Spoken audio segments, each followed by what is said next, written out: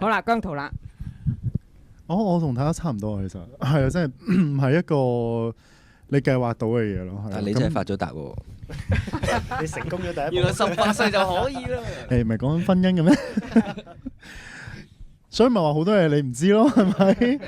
係咯，所以就阿大表哥結婚，你覺得點啊？你同佢好好開心啊 close 㗎好喎，你成日中意依依笨笨嘅喎，咁而家會唔會唔方便啊？有咗個阿嫂，嗰啲講笑啫，係啦。但係我私底下約佢出嚟，即係其實我都有問過關於即係佢好多即係感情係點樣，因為真係佢係我嘅一個榜樣啦。無論喺佢做嘢方面，定係佢喺感情方面，真係係一個我一直想學習嘅目標。係啊，所以其實真係冇 plan 過話自己幾時結唔結婚或者咩，但係我相信而家我係如果遇到適合嘅人或者咩，其實真係咩都會有可能發生。係咩？因為我記得我訪問過你咧，你就話即係老婆嗰方面就唔係好緊要，最緊要生個女係嘛？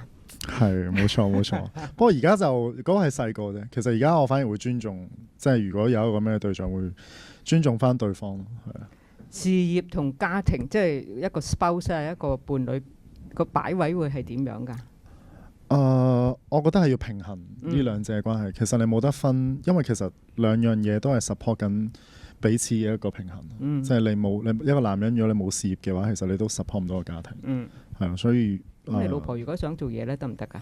得，係啊，佢想做咪做咯。我希望我可以令到佢想做就做，唔想做都可以唔做。好，姜濤咧，我係手印呢首歌，係一首慢歌嚟嘅。我覺得啲歌詞同埋個 melody 都係我每次聽完我都覺得係即係，尤其是第一次唱嘅時候都好想喊。你係咪中意慢歌㗎？即係如果俾你揀嘅話，睇心情咯。你有啲咩需要咪有時聽下慢歌，有時有快歌同慢歌都中意，冇特別傾向。